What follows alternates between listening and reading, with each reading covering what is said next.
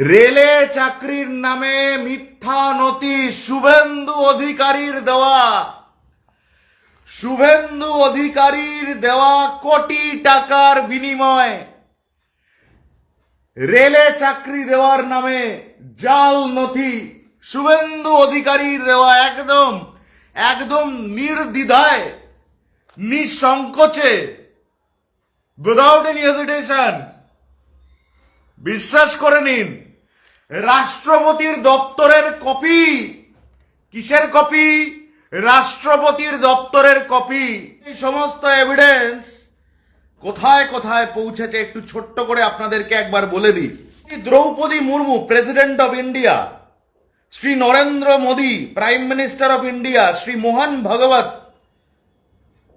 প্রধান সংঘ চালক আরএসএস, জেপি নাড্ডা, বিএল সন্তোষ, শিব প্রকাশ, সুকান্ত মজুমদার, অমিতাভ চক্রবর্তী, সুনীল বানসাল এবং জলধর মাহাতো এবং দিলীপ ঘোষ, এই আরেকটা রেলের মিথ্যা নথি, জাল নথি, কোটি কোটি টাকার বিনিময়ে দেওয়া শুভেন্দু অধিকারীর জাল জাল জাল জালস্য জাল নথি।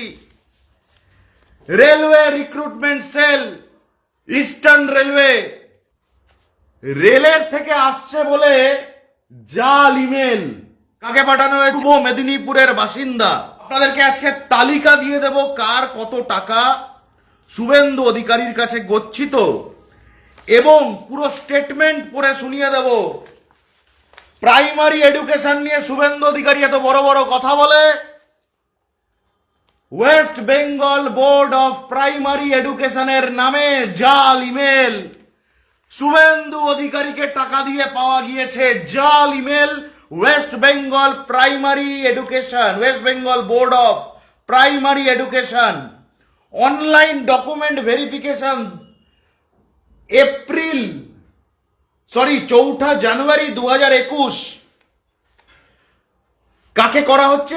West Bengal board of primary এডুকেশনের ডকুমেন্ট ভেরিফিকেশনের জাল একটা সম্পূর্ণ জালস্য জাল প্ল্যাটফর্ম কাকে দিয়ে করা হচ্ছে? শুভেন্দু অধিকারীকে দিয়ে করা হচ্ছে। কে বলছে?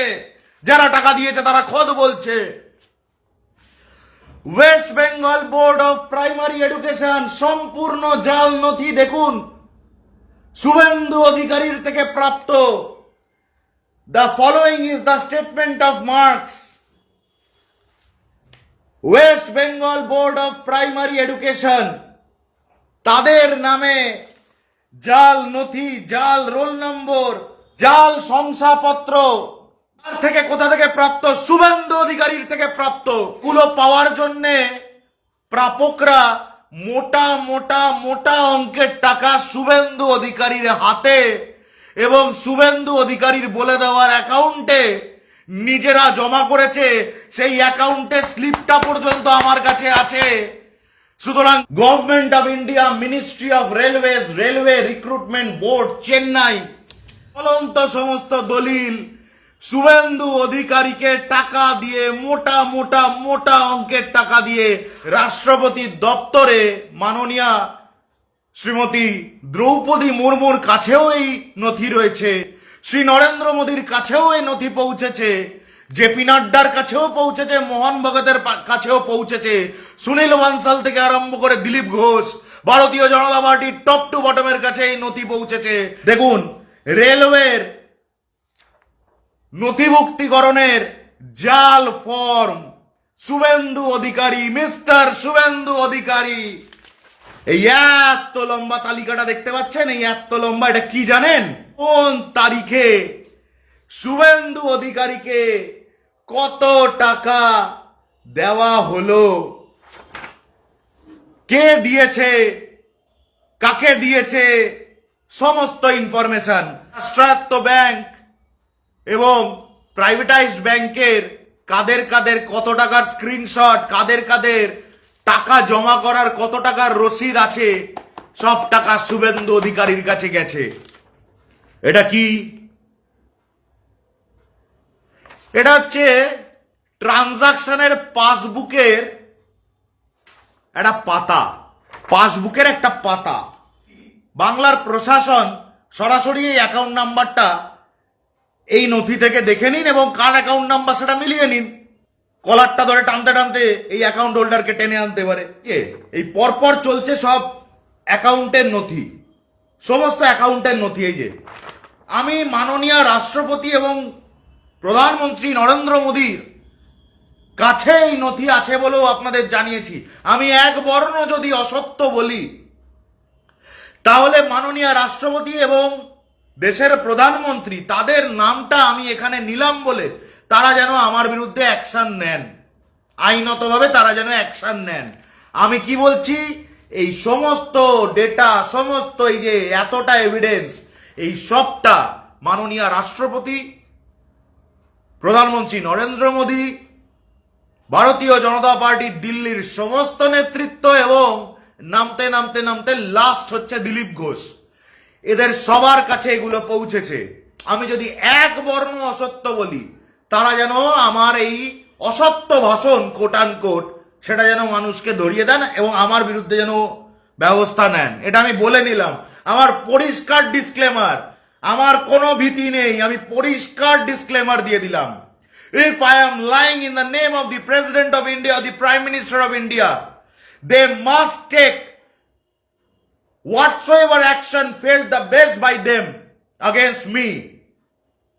Otherwise, I insist them, I request them to initiate immediate legal measures against Suvendu Adhikari.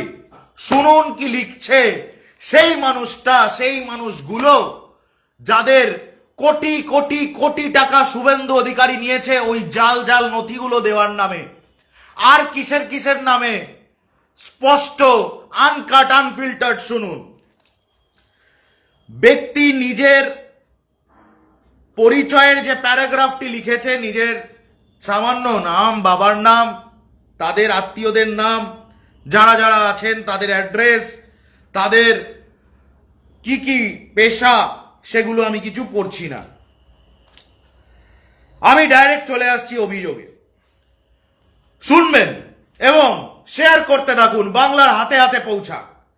আমি 2021 সালে নভেম্বর মাসের প্রথম সপ্তাহে শুভেন্দু অধিকারী মহাশয়কে তার মোবাইলে ফোন করে একটি নার্সিং কলেজ করার ইচ্ছা প্রকাশ করি এবং প্রশাসনিক সহযোগিতা চাই।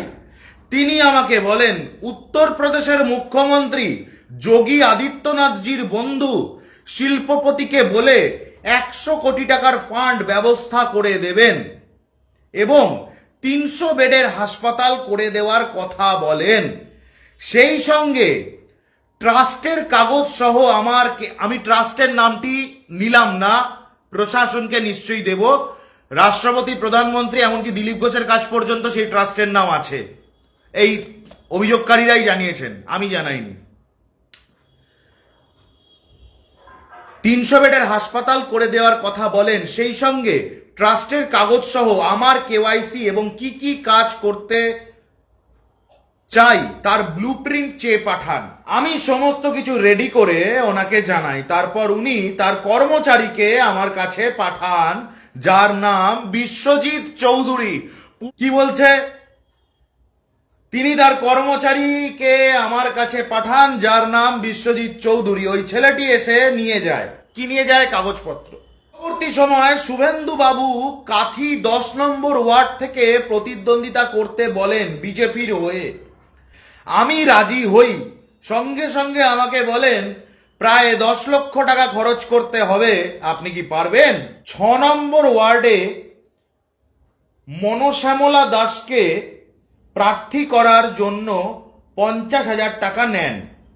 এরই মধ্যে শুভেন্দু বাবু আমাকে আমাদের ঘরের ও আত্মীয় স্বজনদের চাকরি করে দেওয়ার প্রতিশ্রুতি দিয়ে 3 জন ভিকটিমরা সত্যি কথা বলছে, তার সার্টিফিকেশন কি, তার কারণ এই সমস্ত প্রমাণ, সমস্ত নথি, ব্যাংকের পাসবইয়ের জেরক্সটা পর্যন্ত, সকলের নাম, ফোন নাম্বার, অ্যাড্রেস পর্যন্ত সমস্তটা এই ভিকটিমরা নিজেরা স্বেচ্ছায়, নির্ভয়, নির্ভীকভাবে দেশের রাষ্ট্রপতি, প্রধানমন্ত্রী থেকে শুরু করে ভারতীয় জনতা পার্টির A to Z সমস্ত নেতৃত্বের কাছে পাঠিয়ে দিয়েছে।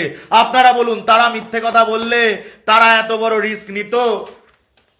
দেশের রাষ্ট্রপতি দেশের প্রধানমন্ত্রীকে মিথ্যা মিথ্যা কথা লিখে পাঠানোর রিস্ক কেউ নেবে? নিজের অরিজিনাল আইডেন্টিটি দিয়ে গ্রহণ করুন। আমি চাই বাংলার প্রশাসন আদা জল খেয়ে এই প্রমাণগুলো নিয়ে এর একটা নিষ্পত্তি করুক।